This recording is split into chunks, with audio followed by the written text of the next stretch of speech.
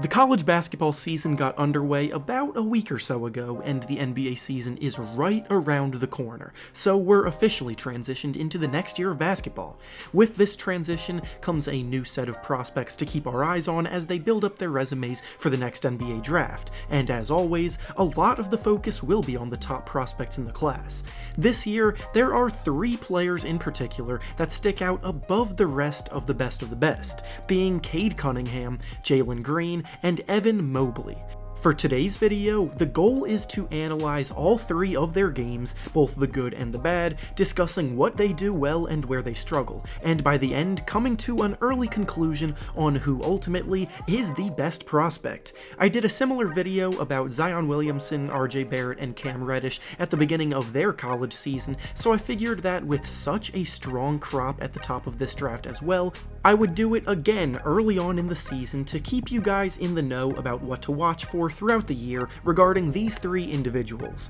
Before we start though, it turns out about 68% of you watching right now aren't even subscribed to the channel, so please, if you enjoy the content, consider hitting the subscribe button, because not only does it help out a ton, but I would also very much appreciate it. Now with that being said, let's begin. The first of the 3 stud prospects we'll be discussing today is Cade Cunningham, who is currently playing college basketball for Oklahoma State. He's another example of a highly touted prospect who chose to, instead of going to one of the top teams in the country like Kentucky or Duke, went to a less prevalent program where he knew he would have more freedoms to show off everything in his game that he has to offer, knowing that the sacrifice would be to possibly have less team success. We've seen players like Ben Simmons, Markelle Fultz, and Anthony Edwards all go this path and all get selected number 1 overall in the draft, so clearly the only thing that NBA scouts are concerned with is how you play individually, and going into situations like this are definitely beneficial regarding their ability to demonstrate their talents to the fullest.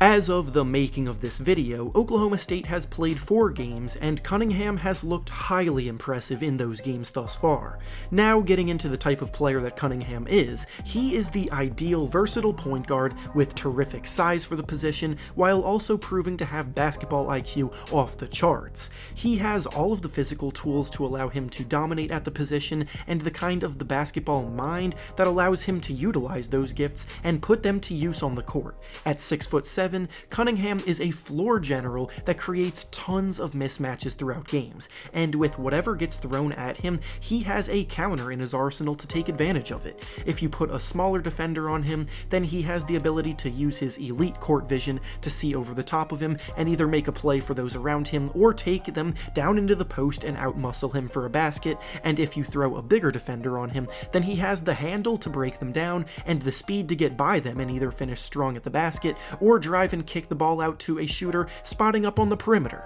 If I had to describe his playstyle with one phrase, it would be under control, because he just always seems to make the right play and he's incredibly efficient doing so. In the small sample size of games played so far, he's averaging about 19 points, 6 rebounds, and 4 assists per game, while shooting an impressive 50% from the field and 46% from 3. Obviously, those percentages will likely dip as the year goes on, but after watching him play, I firmly believe in his ability to score both inside and out, and regarding that assist average, it really doesn't tell the whole story, as the team around him isn't exactly the best, so a lot of opportunities for assists have gotten left unfinished. Now for the things that he needs to work on. Right now he's very right hand heavy and needs to work on his ability to create with his weaker left hand, both off the dribble and finishing at the basket. Improving his weak hand would open up so many more opportunities to make plays, and if he can do that, then he'll be one of the most complete prospects we've seen in a while.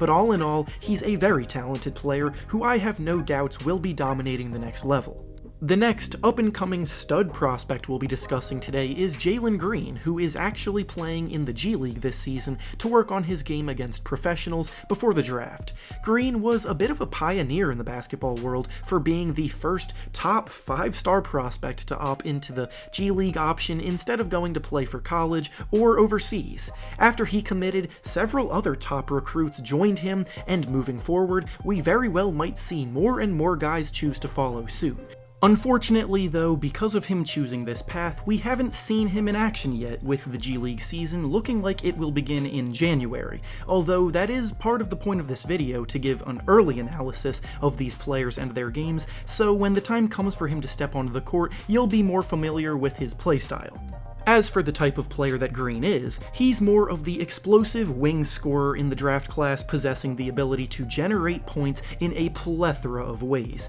He's a gifted athlete with pop and explosiveness who can create his own shot and do damage from the perimeter. From what he's shown to this point, scoring just comes naturally to him, and he's the kind of player that can turn bad shots into good shots simply because he's comfortable taking them. On top of that, he's got a quick first step that he uses to blow by defenders, and when he gets to the rim, he's looking to finish strong, whether that comes in the form of an explosive dunk or just putting the ball in the basket through contact. Defensively, he's also shown that he uses his length well to make plays on that end, and has all the tools to translate as a strong perimeter defender as well. If there's one thing that he needs to continue to work on though, it's becoming a more consistent perimeter shooter. He's demonstrated that he can heat up and knock down shots from there in high volume, but the consistency of which he does so needs some work, and his percentages aren't as high as some would like. Overall though, Jalen is a very promising shooting guard who will, in all likelihood, hear his name called very early on in next year's draft and perform well in the G League.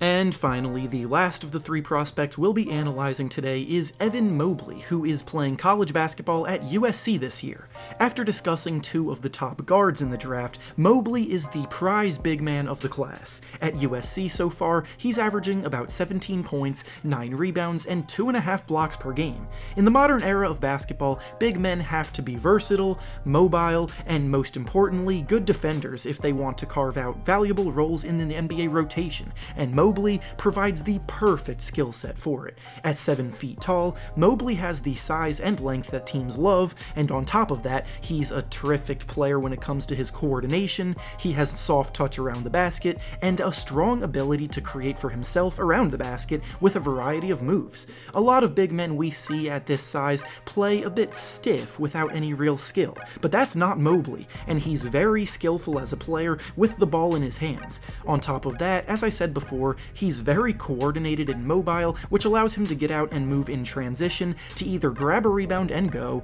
or run with his point guard to be rewarded with easy buckets as a result.